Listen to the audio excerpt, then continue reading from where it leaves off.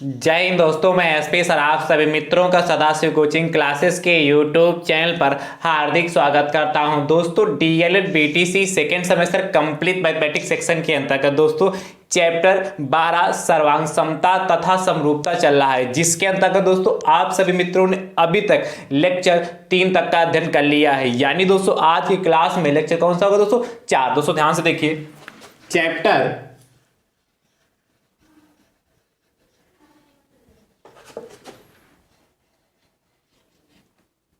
12th lecture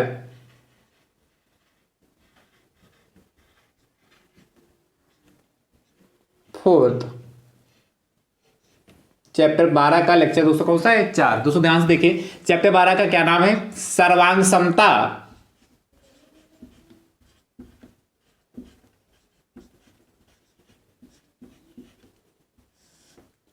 तथा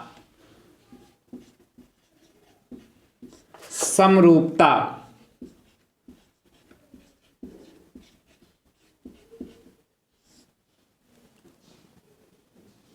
सर्वांग समता तथा समरूपता।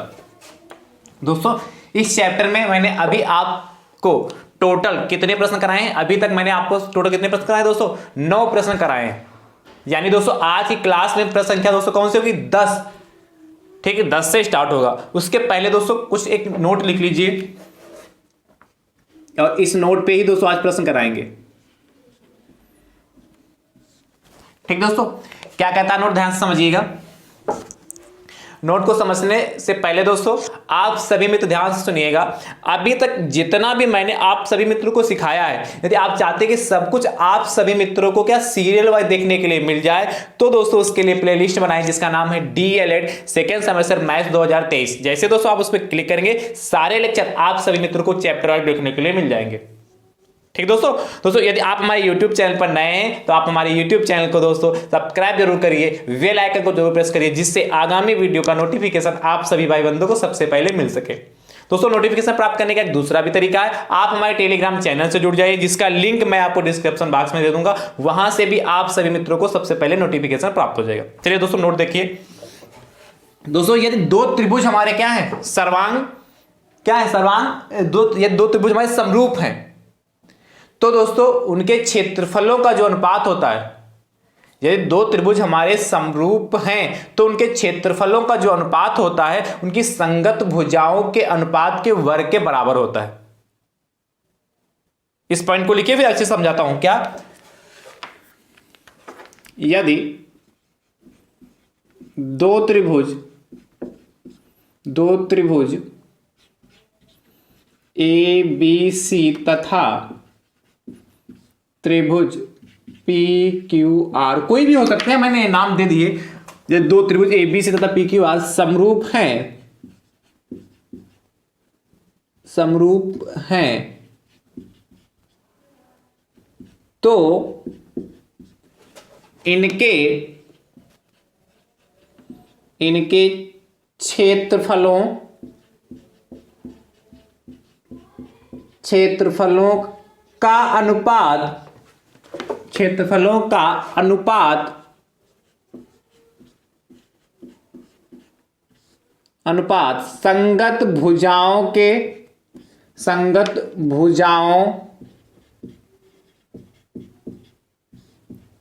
का अनुपात संगत भुजाओं के अनुपात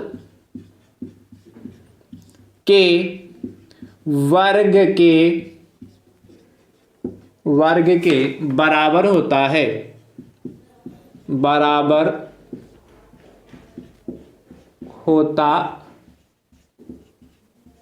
है।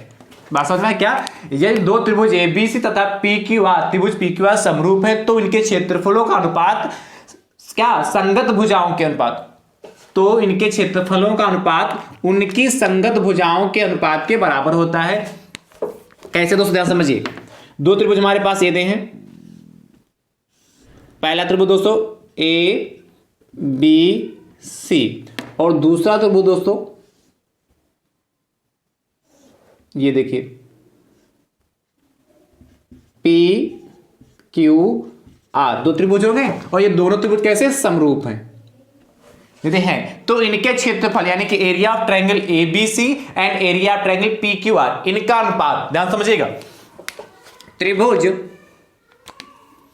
त्रिभुज एबीसी का अनुपात त्रिभुज एबीसी का क्षेत्रफल बटे त्रिभुज पीक्यूआर का क्षेत्रफल, इनका जो अनुपात होता है उनकी संगत भुजाएं, तो क्या उनसे भुजा ए बी बटे पी क्यू, संगत तो ये होगा, तो संगत अच्छे से जान चुके होंगे करेस्पॉन्डिंग साइन, उनकी संगत भुजाओं के अनुपात के वर्ग के बराबर होता है।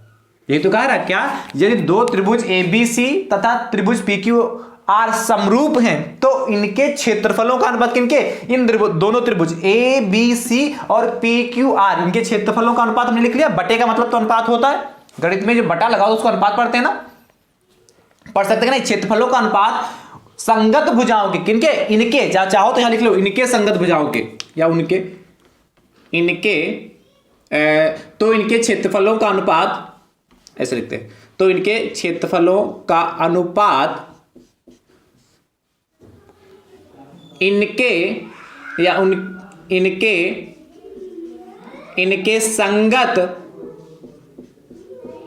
संगत भुजाओं के अनुपात के बराबर होता है। तो ये क्षेत्रफल एबीसी का क्षेत्रफल बटे पीक्यूआर का क्षेत्रफल, इनकी संगत भुजाओं के अनुपात के वर्ग के, तो संगत भुजा ए बी और दूसरी कौन सी पी क्यू, तो ए बी बटे पी क्यू का वर्ग होगा। ये तो कह रहा, ये कह रहा, तो इनके क्षेत्रफलों का अनुपात क्षेत्रफल का अनुपात हो गया, ठीक है। और इनके संगत भुजाओं के अनुपात, तो संगत भुजा कौन सी ए बी बटे पी क्यू का अनुपात हो गया के वर्ग, तो ये वर्ग हो गया के बराबर होता है। इक्वल टू, आप चाहे ये लिख लें चाहे ये भी लिख सकते हैं, बी सी अपान कितना क्यू आर का whole of square equal to A C या सी ए बटे आर पी का होल ऑफ स्क्वायर, ठीक है। आपको क्या, अब इस टाइप के प्रश्न में आपको मान ले, जब क्वेश्चन कैसे पूछेगा, मान लेते हैं एक साइड दे दिया ए बी दे दिया और पी क्यू दे दिया, आपसे पूछ लेता त्रिभुज ए बी सी तथा त्रिभुज पी क्यू आर के क्षेत्रफल का अनुपात बताइए, या इनके अनुपात दे देगा, आपको क्षेत्रफलों का अनुपात दे देगा, तो आपसे भुजाएं पूछ लेगा। क्लियर है कि नहीं क्लियर है, इस पॉइंट को फटाक से नोट कर लीजिए।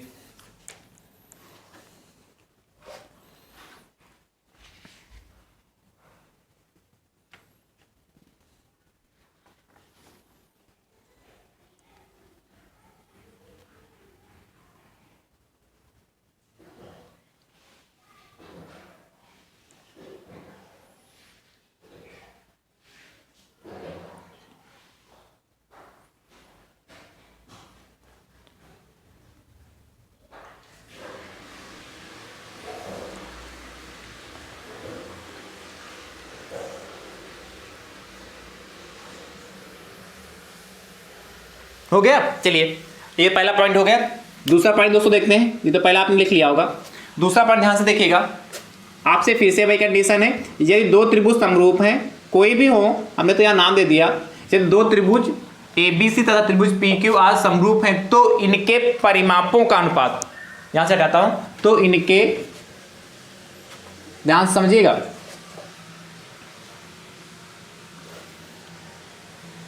तो इनके परिमापों का अनुपात, तो इनके परिमाप,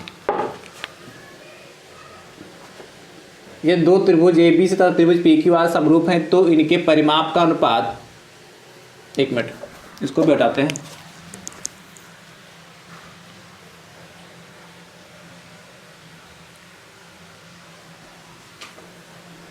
ध्यान समझिए, ये दो त्रिभुज ए बी सी तथा त्रिभुज पी क्यू आर समरूप है तो इनके क्षेत्रफलों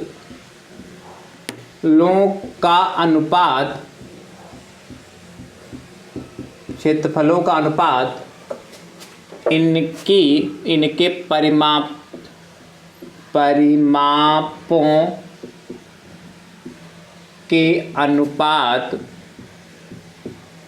परिमापों के अनुपात के वर्ग के बराबर होता है, बराबर होता है। आप ध्यान समझिए क्या कह रहा है। जब दो त्रिभुज एबीसी तथा त्रिभुज पीक्यूआर समरूप है तो इनके क्षेत्रफलों का जो अनुपात, क्षेत्रफलों का अनुपात इनके परिमापों के अनुपात के वर्ग के बराबर होता है। कैसे, ध्यान समझिएगा, अभी बात अच्छे से क्लियर होगी। क्या, त्रिभुज एबीसी का क्षेत्रफल बटे त्रिभुज पीक्यूआर का क्षेत्रफल इक्वल टू क्या हो जाएगा, त्रिभुज एबीसी का परिमाप पेरीमीटर बटे त्रिभुज पी क्यू आर का परिमाप। परिमाप का मतलब क्या होता है, किसी भी आकृति का हमें परिमाप निकालना है तो उनकी सभी भुजाओं को आपस में ऐड कर लेते हैं। ठीक है, ध्यान समझिए। क्या, तो इनके क्षेत्रफलों का अनुपात, त्रिभुज दोनों समरूप है तो इनके क्षेत्रफलों का अनुपात निकल गया, त्रिभुज एबीसी का क्षेत्रफल बटे त्रिभुज पीक्यूआर का क्षेत्रफल अनुपात इनके परिमापों के अनुपात, त्रिभुज एबीसी का परिमाप बटे त्रिभुज पीक्यूआर का परिमाप, यह अनुपात है कि नहीं, अनुपात के वर्ग के बराबर होता है। यहां तक बात क्लियर हो गई, कोई दिक्कत तो नहीं।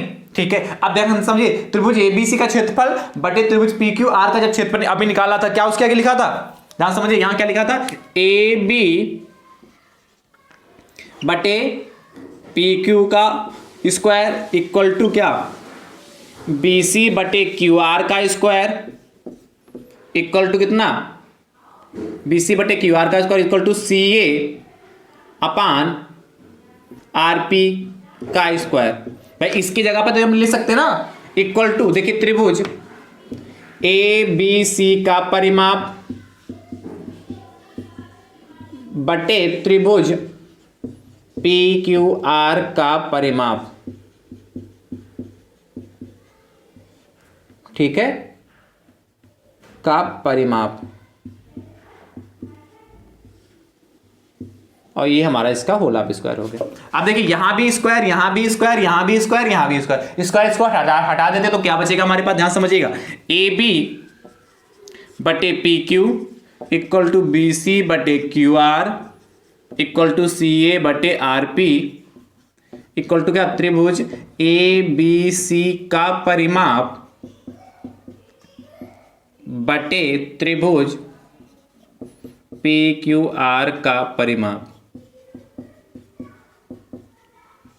ये बात समझ में आई कि नहीं। यानी दोस्तों यदि हमें दो त्रिभुजों के परिमाप पता हैं तो उनकी दो संगत भुजाओं का अनुपात हम ज्ञात कर सकते हैं, और ये दो संगत भुजाएं हमें पता हैं तो उनके क्या परिमाप ज्ञात कर सकते हैं। यानी कि दो त्रिभुज यदि समरूप हैं तो उनका जो परिमाप होगा, उन दोनों त्रिभुजों का जो परिमाप होगा, उनका जो अनुपात होगा उनकी संगत भुजाओं के अनुपात के बराबर होता है। दो समरूप त्रिभुजों के परिमापों का अनुपात उनकी संगत भुजाओं के अनुपात के बराबर होता है। इस बात को लिख लीजिए, क्या, दो त्रिभुजों की, इस यहां से क्लियर हो रहा कि नहीं, दो समरूप त्रिभुजों, दो समरूप त्रिभुज के परिमाप का अनुपात उनकी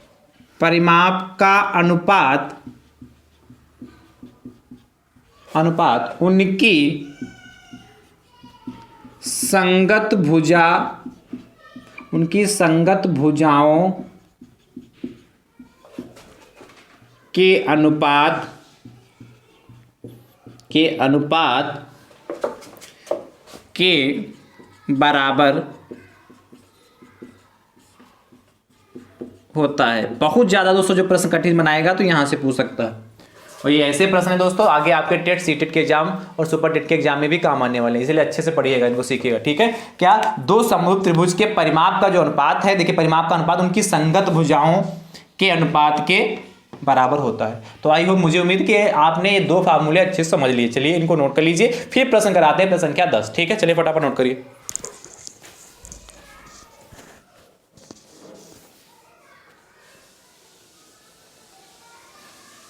चलिए, तो ये दो पॉइंट जो समझाने थे मैंने आपको समझा दिए। अब इन पे प्रश्न कर लेते हैं।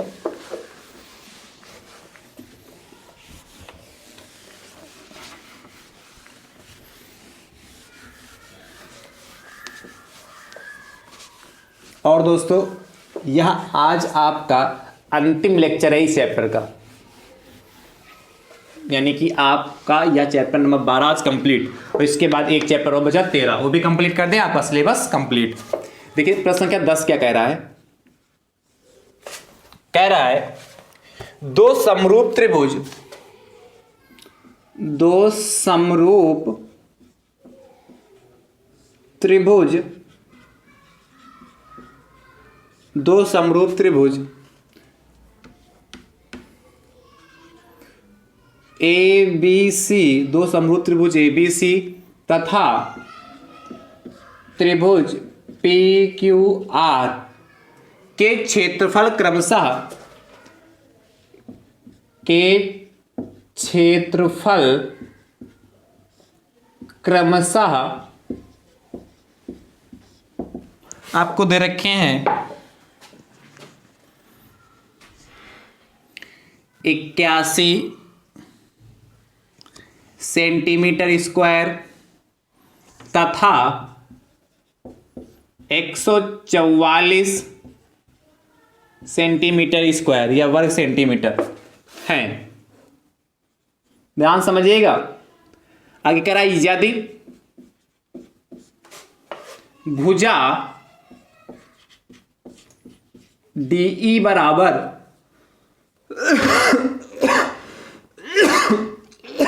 डी नहीं PQ बराबर है, डी कहां से आ जाएगा, PQ बराबर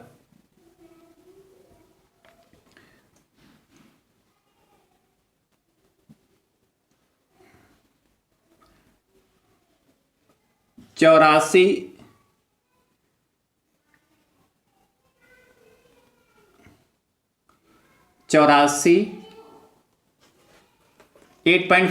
8.4 सेंटीमीटर हो तो त्रिभुज तो भुजा AB क्या होगी, तो भुजा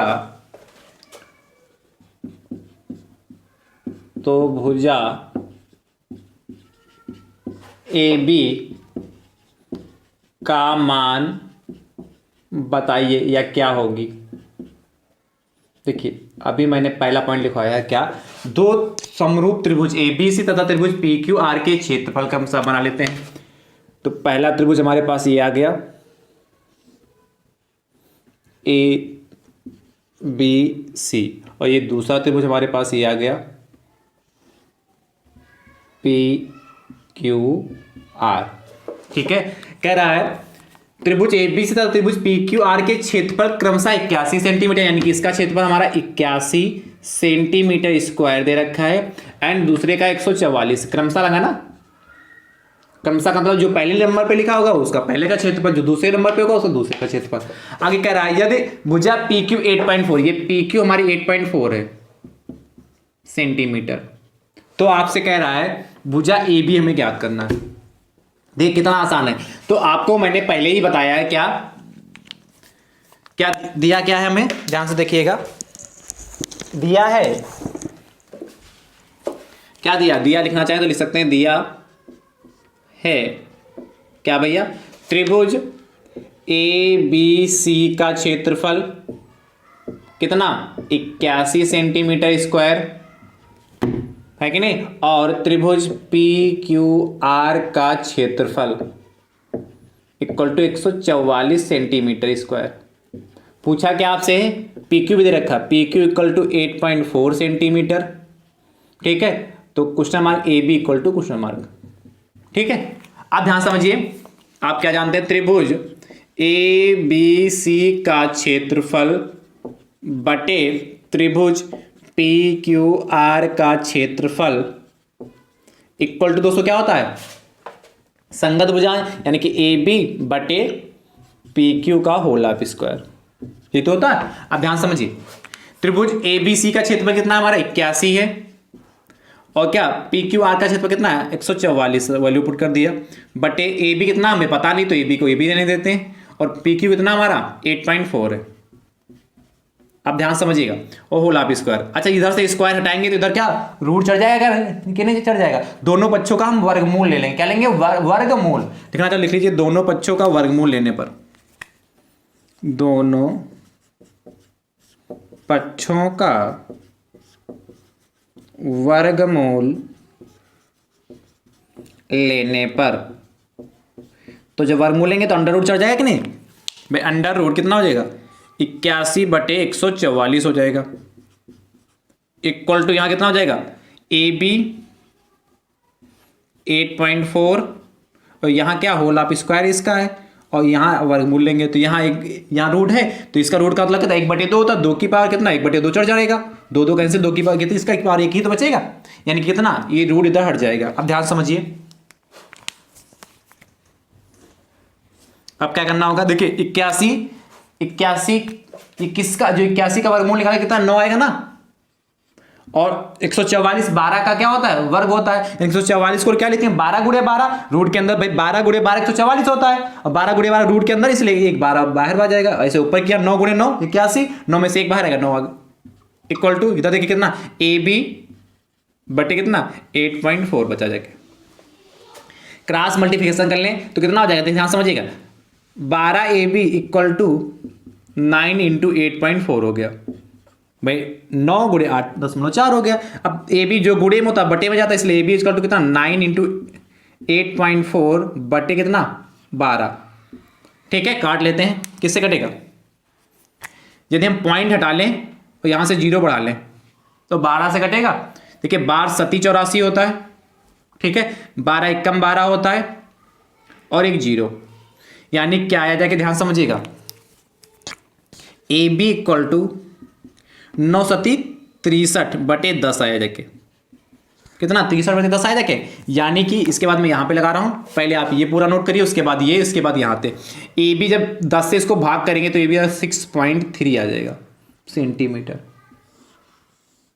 कितना 6.3 तो आएगा, जब इस 10 से इसको भाग करेंगे 6.3 तो आएगा। तो क्या पूछा था, अतः भुजा ए बी का मान, तो क्या लिखेंगे, अतः भुजा ए बी का मान बराबर 6.3 सेंटीमीटर, और ये हमारा फाइनल आंसर आ गया। इस टाइप के प्रश्न को सॉल्व करते हैं, चलिए फटाफट नोट कर लीजिए, है तो आसान।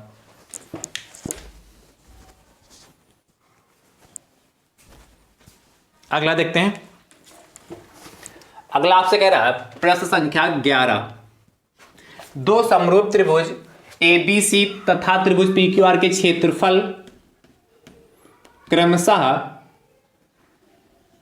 25 सेंटीमीटर स्क्वायर और 64 सेंटीमीटर स्क्वायर है, ठीक है। तो यदि भुजा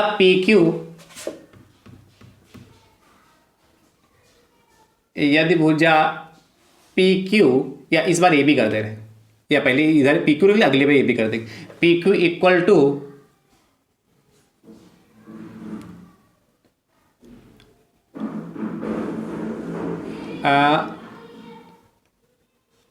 4.8 सेंटीमीटर हो तो भुजा ए बी का मान बताइए, कितना है 4.8 सेंटीमीटर हो तो भुजा ए बी का मान बताइए, ठीक है। जैसे इसको लगाए वैसे लगाइएगा, इसका उत्तर कमेंट बॉक्स में जरूर दीजिएगा। अगला प्रश्न संख्या 12 कह रहा है दो समरूप त्रिभुज ABC तथा त्रिभुज PQR के क्षेत्रफल क्रमशः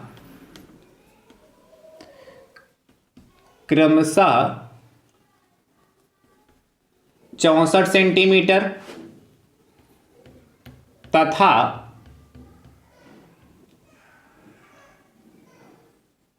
49 सेंटीमीटर स्क्वायर हैं, ठीक है। यदि भुजा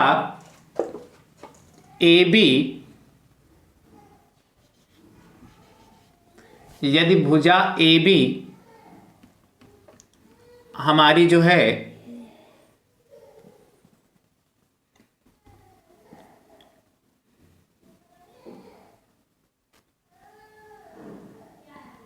एट पॉइंट 6.4 सेंटीमीटर हो तो भुजा PQ का मान बताइए। जैसे इसको लगाया है वैसे इसको भी लगाइएगा, इसका उत्तर भी कमेंट बॉक्स में जरूर दे और जरूर देना, जिससे मुझे भी तो पता चले कि हमारे भाई बहन कितनी मेहनत कर रहे हैं कि नहीं। अगला प्रश्न संख्या 13 आपसे कह रहा है, अच्छा प्रश्न ये भी आसान है, दो समरूप त्रिभुज एबीसी तथा त्रिभुज पीक्यूआर के परिमाप क्रमशः, क्षेत्रफल की जगह इस बार परिमाप दे रखा है, परिमाप क्रमशः, ध्यान समझिएगा, परिमाप क्रमशः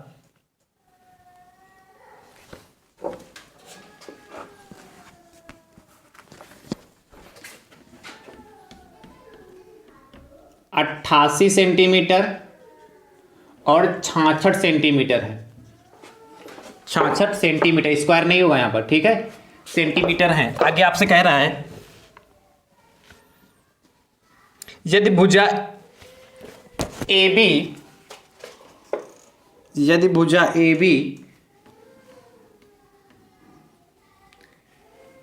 11 सेंटीमीटर हो तो भुजा PQ का मान बताइए। तो संगत भुजा PQ का मान बताइए। कैसे करेंगे ध्यान से समझिएगा, ये भी आसान है। इस बार हमें क्या देखा, परिमाप दे रखा है इनका। तो देखिए ध्यान से, यहां क्षेत्रफल लिखा था, इस बार वहां पे हम क्या लिखेंगे, परिमाप। तो ये सब हटा देते हैं यहां से, ये और उससे आसान है। कैसे करेंगे, त्रिभुज क्या दिया, त्रिभुज ABC का परिमाप हमें कितना देखा, 88 सेंटीमीटर, और उसका कितना देखा, 66 सेंटीमीटर, ठीक है।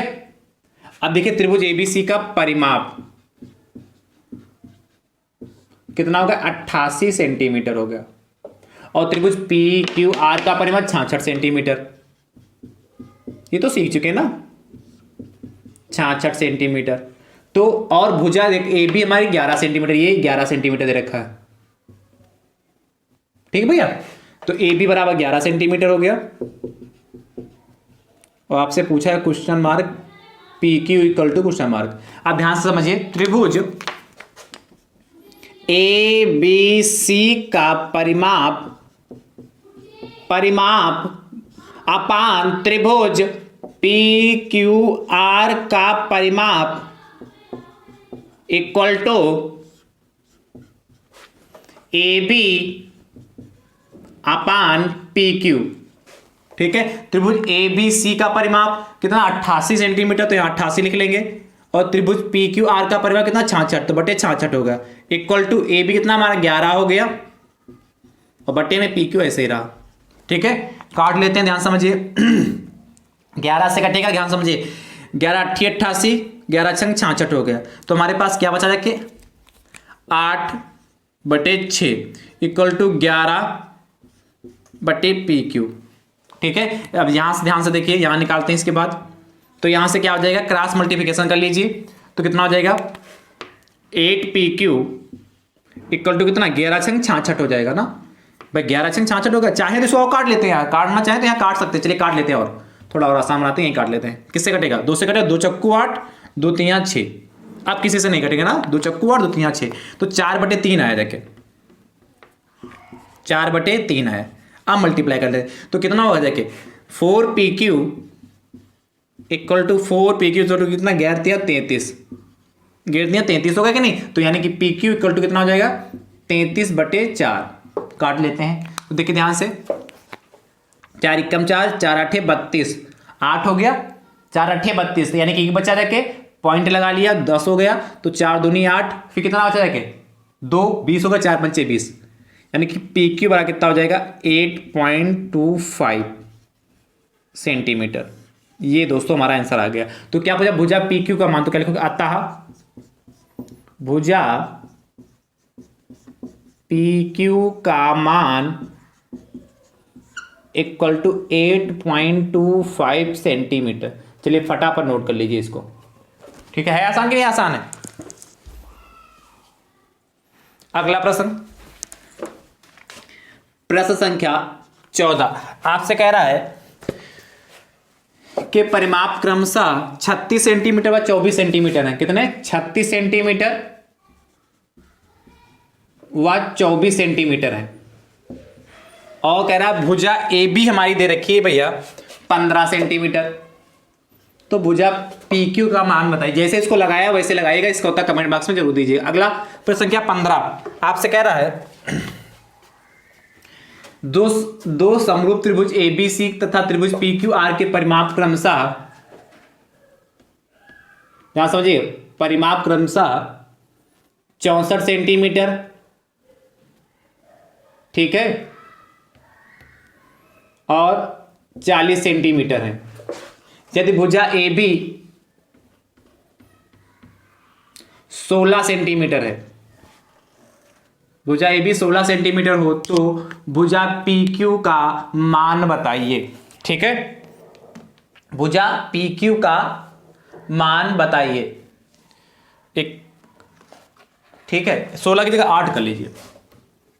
8 सेंटीमीटर हो तो भुजा PQ का मान बताइए। जैसे इसको लगाया है वैसे इसको भी लगाइएगा। इसका उत्तर भी कमेंट बॉक्स में जरूर दीजिएगा। दोस्तों, आपके चैप्टर नंबर 12 में जितने टाइप के प्रश्न थे, मैंने हर टाइप के प्रश्न कराने का प्रयास किया है और मुझे उम्मीद है आपने अच्छे से उसको लगाया भी होगा और प्रैक्टिस भी कर रहे होंगे। दोस्तों, आपका चैप्टर ये समाप्त होता है और चैप्टर नंबर 13 कल से आपका प्रारंभ हो जाएगा। या दोस्तों, चैप्टर नंबर जो 13 होगा वह आपका अंतिम चैप्टर है, वो भी बहुत छोटा चैप्टर है। ठीक है, थैंक यू सो मच दोस्तों। राधे राधे दोस्तों।